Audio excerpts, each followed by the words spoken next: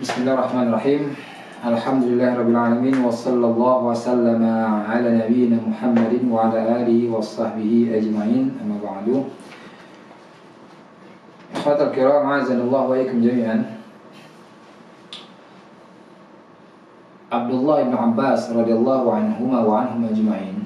Beliau radhiyallahu anhu mengabarkan apa yang terjadi antara beliau dengan Rasulullah sallallahu alaihi wasallam, di mana beliau mengatakan kuntu khalfan Nabi sallallahu alaihi wasallam yauman, pada suatu hari aku berada di belakang Nabi sallallahu alaihi wasallam. Faqala li, lalu Nabi sallallahu alaihi wasallam bertutur kepadaku, ya ghulam, wahai anak kecil, inni u'allimuka kalimatin, aku akan ajarkan kepadamu beberapa kalimat. Rasulullah mengatakan, pertama, ihfazillah yahfazka, jagalah Allah maka Allah akan menjagamu. Ihfazillah tajidhu tujahak, jagalah Allah maka engkau akan mendapati Allah berada di hadapanmu. Iza sa'alta fas'alillah, jika engkau meminta sesuatu maka pintakan kepada Allah. Wa iza sta'anta fasta'in billah, dan jika engkau meminta pertolongan maka mintalah pertolongan kepada Allah. Lalu Rasulullah SAW melanjutkan, wa'lam annal ummata law ijtama'at ala an yanfa'uka bi syai'in lam yanfa'uka illa bi syai'in qad katabahu Allahu laka. Dan ketahuilah bahwasanya sekiranya umat seluruhnya berkumpul untuk memberikan manfaat kepadamu dengan suatu hal, maka mereka niscaya tidak akan mampu memberikan engkau manfaat sedikit pun kecuali dengan sesuatu yang telah Allah tetapkan bagimu. Wa in jitama'u ala ay yadurruka bi syai'in, dan jika sekiranya mereka berkumpul untuk membahayakanmu dengan sesuatu, lam yadurruka illa bi syai'in qad katabahu Allahu 'alaika, mereka tidak akan mampu membahayakanmu kecuali dengan sesuatu yang telah Allah tetapkan atasmu. Beliau melanjutkan, rufi'atil aqlam, pena pencatat takdir telah diangkat, wa jaffatus suhuf, dan lembaran catatan takdir telah kering. Hadis ini, kata Imam An-Nawawi rahimahullah ta'ala, diriwayatkan oleh Imam At-Tirmidzi, dan Imam At-Tirmidzi mengatakan hadis ini hasan sahih. Dan Imam An-Nawawi membawakan redaksi lain, beliau mengatakan dalam riwayat selain At-Tirmidzi dikatakan bahwa Nabi sallallahu alaihi wasallam bersabda, ihfazillah tajidhu amamak. Ini semakna dengan tajidhu tujahak, jagalah Allah engkau akan dapati Allah di hadapanmu. Ta'arraf ilallahi firrakha, ingatlah Allah, kenali Allah dalam keadaan lapang. Ya'rifka fi syiddah, niscaya Allah mengingatmu, mengenalmu ketika engkau dalam keadaan sempit.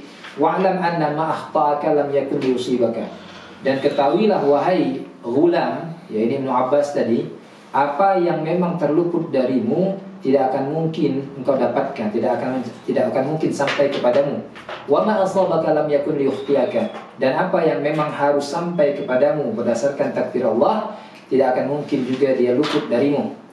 Wa'lam anna an-nasra ma'as sabri, dan ketahuilah bahwasanya an-nasra, pertolongan Allah, ma'as sabri, hadir bersama dengan kesabaran. Wa annal faraja ma'al karbi, dan kemudahan, kelapangan itu datang bersamaan dengan kesulitan, dengan beban yang menimpa. Wa anna ma'al usri yusra, dan bahwasanya bersamaan dengan kesulitan, dengan kesempitan ada kelapangan yang telah ditetapkan oleh Allah tabaraka wa taala. Ikhwatal kiram, azanallahu wa iyyakum jami'an. Hadis ini diriwayatkan oleh, seperti yang dikatakan oleh Imam Nawawi tadi, diriwayatkan oleh Imam At-Tirmidzi di dalam Jami'. Dan hadis ini merupakan hadis yang agung sekali dari sisi maknanya, di mana hadis ini mengandung beberapa pokok pengajaran. Di antaranya berkaitan dengan tauhid. Ini yang paling nampak di sini, ya, berkaitan dengan tauhid kepada Allah. Bagaimana Nabi SAW mengajarkan agar seorang hamba, seorang mukmin betul-betul menggantungkan dirinya lahir dan batin kepada Allah Rabbul Alamin. Dan Nabi SAW memulai wasiatnya ini kepada Ibnu Abbas radhiyallahu anhuma ajmain. Beliau memulai dengan ungkapannya, ihfazillah, jagalah Allah. Ya, ini perintah agar hamba senantiasa memperhatikan batasan-batasan Allah. Jagalah Allah di sini adanya, jagalah batasan-batasan yang telah Allah tetapkan, jagalah hak-hak Allah, jaga dan jalankan perintah-perintah Allah, jaga, perhatikan dan hindari segala yang dilarang oleh Allah tabaraka wa taala.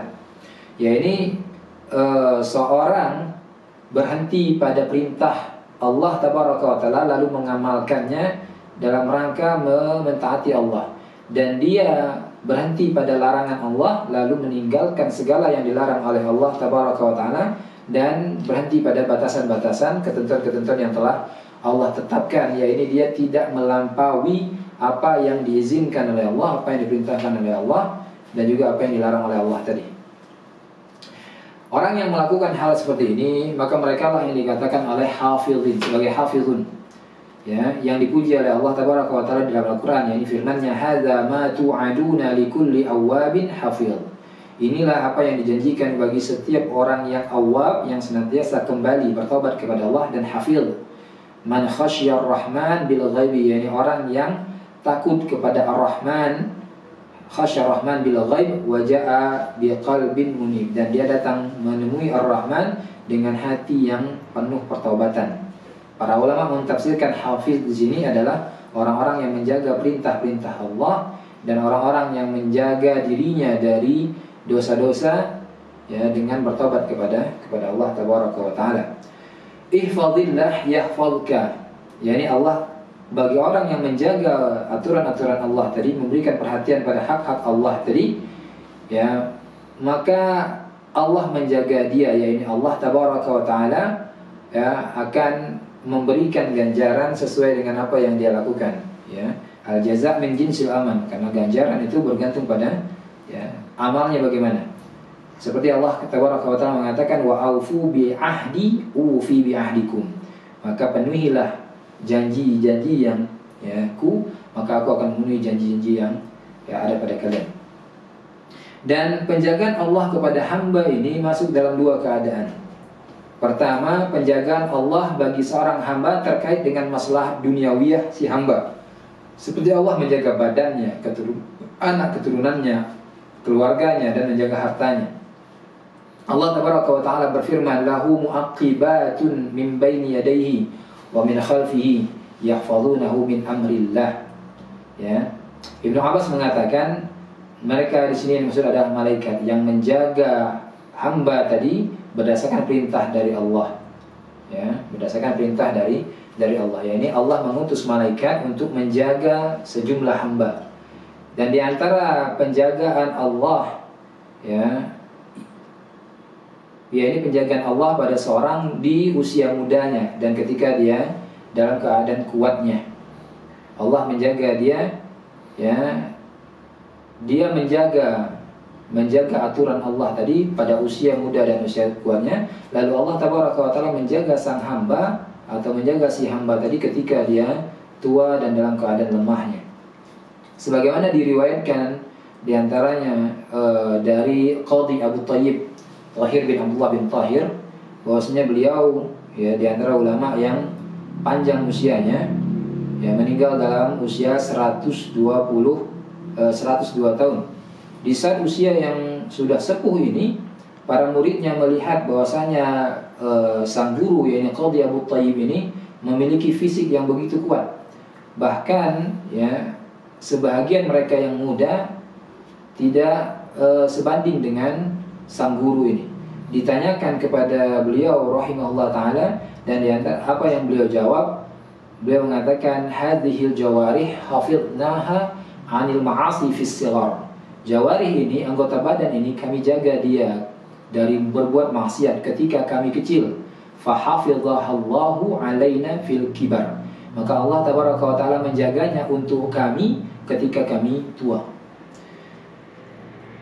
Di antara juga penjagaan Allah terhadap hamba terkait dengan kemaslahatannya setelah dia mati. Kemaslahatan hamba setelah mati terkait dengan anak keturunan mereka. Di antaranya seperti yang difirmankan Allah tabaraka wa taala menceritakan tentang anak dalam kisah antara Nabi Musa dan Khadir. Allah tabaraka wa taala mengatakan, wa kana tahtahu kanzun lahuma wa kana abuhuma salihan. Ya, di mana Khadir membangun rumah dua anak yang ditinggalkan oleh orang tuanya tadi yang hampir roboh bangunan tersebut. Ilatnya berdasarkan wahyu dari Allah bahwasanya di bawah bangunan tadi ada harta mereka. Sehingga kalau dibiarkan roboh nanti harta mereka akan jatuh ke tangan penguasa atau yang lainnya, sehingga diperbaiki bangunan tadi sehingga harta tadi tetap terjaga di dalam perbendaharaan mereka. Dan ilatnya mengapa Allah wahyukan kepada Khadir untuk memperbaiki hal ini agar harta tadi terjaga pada kepemilikan mereka, wa kana abuhuma shalihan, karena sebelumnya bapak mereka adalah orang yang saleh. Ya, artinya penjagaan Allah terhadap hamba yang saleh, hamba yang menjaga dirinya dari kemaksiatan kepada Allah tabaraka wa taala, menjaga ketaatan menjaga dirinya dalam ketaatan kepada Allah Rabbul Alamin, ya ini Allah menjaga anak keturunan mereka. Allah tidak sia-siakan anak keturunan mereka. Dan demikian seterusnya ikhwatul kiram, azanallahu wa iyyakum jami'an. Ya, kemudian yang kedua adalah penjagaan Allah, dan ini adalah sebaik-baiknya, yang paling mulia di antara dua jenis penjagaan Allah ini, penjagaan Allah terhadap hambanya yang terkait dengan masalah agama dan keimanan mereka.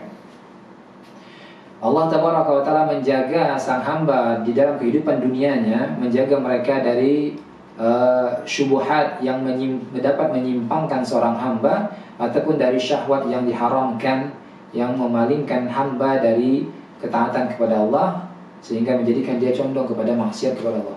Allah jaga mereka dari hal ini sehingga mereka terjaga dari berbuat maksiat, sehingga mereka terjaga dari perkara-perkara yang dapat menyebabkan mereka menyimpang dari agama Allah tabaraka wa taala.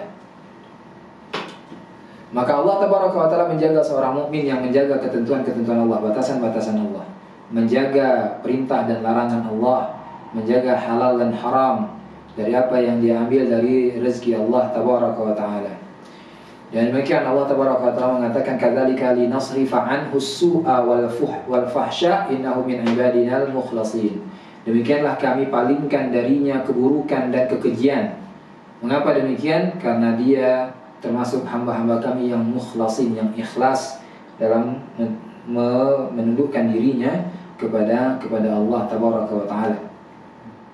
Kemudian ihfazillah tajidhu tujahaka, dalam riwayat yang lain tajidhu amamaka. Yani maknanya siapa yang menjaga ketentuan-ketentuan Allah, memperhatikan hak-hak Allah, maka dia akan mendapati Allah hadir bersamanya dalam setiap keadaannya. Artinya pertolongan Allah dekat dengannya, penjagaan Allah baginya dekat dengannya. Ya. Disinilah maknanya dalam Al-Quran Allah tabaraka wa ta'ala mengatakan innallaha ma'al ladzina taqaw wal ladzina hum muhsinun. Bahwasanya Allah bersama orang-orang yang bertakwa dan mereka yang berbuat ihsan. Dan ini adalah ma'iyah Allah yang bersifat khas. Yani ma'iyah Allah khusus terkait dengan orang-orang yang bertakwa, di mana ya, pertolongan Allah bagi mereka ya sangat dekat, karena dekatnya mereka dengan Allah tabaraka wa ta'ala. Disebabkan mereka membiasakan diri untuk menjaga batasan dan aturan Allah, memperhatikan hak Allah dan memenuhi hak Allah ini. Kemudian Nabi SAW mengatakan, ta'araf ilallah fi rakha ya'rifka fi syiddah.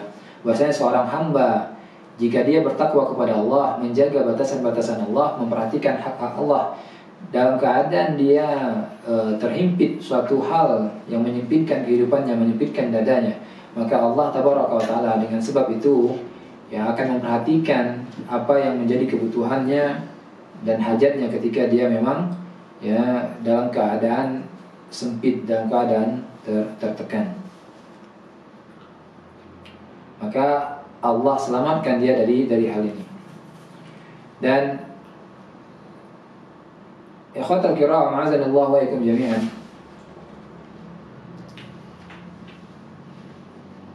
ma'rifat Allah atau ma'rifat seorang hamba terhadap Rabbnya, ya ini dalam dua bentuk. Yang pertama ya ma'rifat yang bersifat umum, ya ini ma'rifat berupa seorang itu mengikrar dan membenarkan keimanan kepada Allah. Ini sifatnya umum bagi setiap muslim. Yang kedua ma'rifat yang sifatnya khusus, ya ini kecenderungan ya hatinya, kecenderungan hatinya kepada Allah bil kulliyah dalam segala urusan, dalam segala keadaan. Ya. Dan dia ya tumakninah hatinya dengan zikir kepada Allah, ya, hatinya semakin hidup dengan zikir kepada Allah, ya, dan dia tunduk pada Allah. Ini ma'rifat yang sifatnya khusus, dan ini yaduru haula al-arifun, orang-orang yang memang betul-betul arif terhadap Allah tabaraka wa ta'ala. Ya. Kemudian ma'rifat Allah, ya, terhadap hamba pun dalam dua keadaan. Yang pertama ma'rifat yang secara umum, yakni bahwasanya ilmu Allah tabaraka wa ta'ala melingkupi seluruh makhluknya. Ya, Allah tabaraka wa ta'ala mengetahui seluruh makhluknya, baik yang nampak dari mereka ataupun yang tersembunyi dari mereka. Yang kedua ma'rifat secara khusus, yakni hal yang berkonsekuensi kecintaan Allah kepada hamba Allah. Ya, dekatnya Allah dengan hambanya dengan, ya, kedekatan yang sifatnya khusus tadi, di mana Allah tabaraka wa ta'ala, ya, senantiasa mengabulkan doanya, ya, menyelamatkan dia dari kesempitan, kesulitan dan seterusnya. Dan inilah yang diisyaratkan di dalam hadis Nabi sallallahu alaihi wasallam, di mana Nabi sallallahu alaihi wasallam menghikayatkan ini dari Allah, dari Rabbnya, Rabb tabaraka wa ta'ala, ya, di mana Allah mengatakan wala yazalu 'abdi yataqarrabu ilayya bin nawafil hatta uhibbah. Tidaklah seorang hamba, ya, senantiasa mendekatkan diri, ya, atau seorang hamba senantiasa mendekatkan dirinya kepadaku, taqarrub, beribadah kepadaku dengan perkara yang nawafil, dengan perkara-perkara sunnah, sampai akhirnya aku pun mencintainya. Dan jika aku telah mencintainya, fa iza ahbabtuhu kuntu sam'ahu allazi yasma'u bihi, maka aku menjadi pendengarannya yang dia mendengar dengan itu, wa basaruhu allazi yubasiru bihi, penglihatannya yang dia melihat dengan itu, wa yadahu allati yubatishu biha, dan tangannya yang dia menggenggam dengan itu, wa rijlahu allati yamshi biha, kakinya yang dia berjalan dengan itu. Fala in sa'alani, ini yang perlu digarisbawahi dari hadis ini. Dan jika dia meminta kepadaku, la u'tiyannah, pasti aku beri. Wala in ista'adzani, dan jika dia beristi'adzah, meminta perlindungan dariku, la u'idzannah, maka aku akan melindunginya. Secara umum ringkasnya, siapa yang beramal dengan penuh ketakwaan dan ketaatan kepada Allah dalam keadaan yang sempit baginya, maka Allah tabaraka wa ta'ala akan, ya, tidak akan menyia-nyiakannya dalam keadaan dia sempit. Kemudian Rasulullah SAW mengatakan, "Idza sa'alta fas'alillah wa idza ista'anta fasta'in billah." Ini sejatinya semakna dengan ini adalah firman Allah tabaraka wa ta'ala yang sering kita ulang-ulang, "Iyyaka na'budu wa iyyaka nasta'in." Iyyaka na'budu wa iyyaka nasta'in, yakni ikrar seorang hamba bahwasanya hanya Allah yang dia ibadahi, tidak yang lain. Dan hanya kepada Allah tempat dia meminta dari segala permintaannya, segala kebutuhannya, tidak kepada yang lain. Ya, karena meminta kepada Allah ini yang dimaksud dengan doa dan raubah. Ya, dan doa ini adalah ibadah. Maka ini menekankan agar seorang hamba benar-benar menta'alukkan dirinya, menta'alukkan hatinya lahir dan batin, menta'alukkan dirinya lahir dan batin, ya, kepada Allah tabaraka wa ta'ala, dengan penuh keyakinan, dengan penuh kesadaran lahir dan batin bahwasanya Allah lah Rabbnya yang dia ibadahi. Demikian juga bersamaan dengan itu Allah lah Rabbnya yang akan memenuhi segala kebutuhannya, dan dia hanya bergantung kepada Allah, mencukupkan dirinya kepada Allah, ya, dibandingkan yang selain dari Allah tabaraka wa ta'ala. Kemudian Nabi SAW mengatakan, rufi'atil aqlam wa jaffatis suhuf, pena telah diangkat dan lembaran takdir telah kering. Ya, ini segala ketentuan, segala takdir Allah terhadap hamba telah ditetapkan oleh Allah tabaraka wa ta'ala, ya, tertulis di dalam catatan di sisi Allah Rabbul Alamin. Ya, tidak ada yang dirubah dari itu satupun. Dan ikhwatal kiram, azanallahu wa iyyakum jami'an, ya, Rasulullah sallallahu alaihi wasallam di sini juga menekankan kepada anak kecil ini, Ibnu Abbas radhiyallahu anhum. Beliau mengatakan, wa'lam anna ummata law ijtama'a ala an yanfa'uka bi syai'in lam yanfa'uka illa bi syai'in qad katabahu Allahu laka, dan seterusnya. Atau dalam riwayat yang kedua, Ya, Rasulullah mengatakan, ketahuilah siapa yang terluput darimu tidak akan sampai kepadamu, dan apa yang memang ditetapkan sampai kepadamu tidak akan terluput darimu. Ini bagian dari ungkapan rufiatil aqlam wa jaffatis suhuf. Artinya setiap hamba dalam menjalankan kehidupan mereka tidak akan keluar dari takdir yang telah Allah tetapkan atas mereka. Mereka hanya berpindah dari satu takdir kepada takdir yang lain. Ya, tidak berpindah, tidak dapat mereka sama sekali keluar selangkah pun, sejengkal pun dari takdir yang Allah tetapkan atas mereka. Baik dan buruknya yang mereka dapatkan itu seluruhnya telah ada catatannya di sisi Allah Tabaraka wa Ta'ala. Sudah ada ketetapannya di sisi Allah Tabaraka wa Ta'ala. Dan seorang hamba tentunya dia mengimani hal ini dengan sepenuh keimanannya. Terkait dengan takdir ini, ikhwatal kiram, azanallahu wa iyyakum jami'an, yang perlu benar-benar diimani dan benar-benar difahami dalam hal ini ialah 4 hal yang berkenaan dengan takdir. Yang pertama, seorang mukmin harus benar-benar mengimani dengan penuh keyakinannya bahwasanya ilmu Allah mencakup segala hal yang telah terjadi, yang sedang terjadi, ataupun yang belum terjadi, termasuk perkara berkenan diri mereka. Maka Allah Tabaraka wa Ta'ala telah mengetahui segalanya. Tidak ada yang keluar dari ilmunya Allah Tabaraka wa Ta'ala. Yang kedua, bahwasanya Allah Tabaraka wa Ta'ala telah mencatat seluruh hal yang terjadi di alam ini, ya, yang terjadi pada makhluk, termasuk dirinya sebagai makhluk, pada catatan di sisinya. Tidak ada yang satupun yang luput dari catatan Allah. Kemudian yang ketiga, ikhwatal kiram, azanallahu wa iyyakum jami'an, bahwasanya segala hal terjadi sesuai dengan kehendak Allah Rabbul Alamin. Apapun yang terjadi, ya, di kaum, di alam ini, maka itu telah sejalan dengan iradah kauniyah Allah atau masyiah Allah, kehendak Allah terhadap makhluknya, baik dan buruknya. Apapun yang mereka dapatkan, maka demikianlah kehendak Allah atas diri mereka.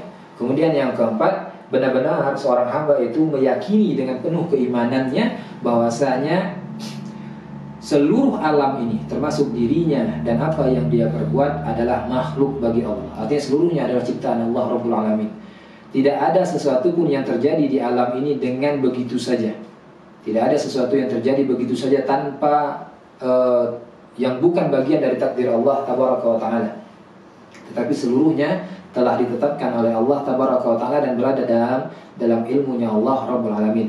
Makanya dalam hal ini, ikhwatal kiram, azanillahu wa iyyakum jami'an, ucapan Nabi sallallahu alaihi wasallam pada bagian ini kepada Ibnu Abbas radhiyallahu anhuma, ya, ini menekankan agar seorang hamba ridha dengan takdir yang Allah tetapkan atas dirinya.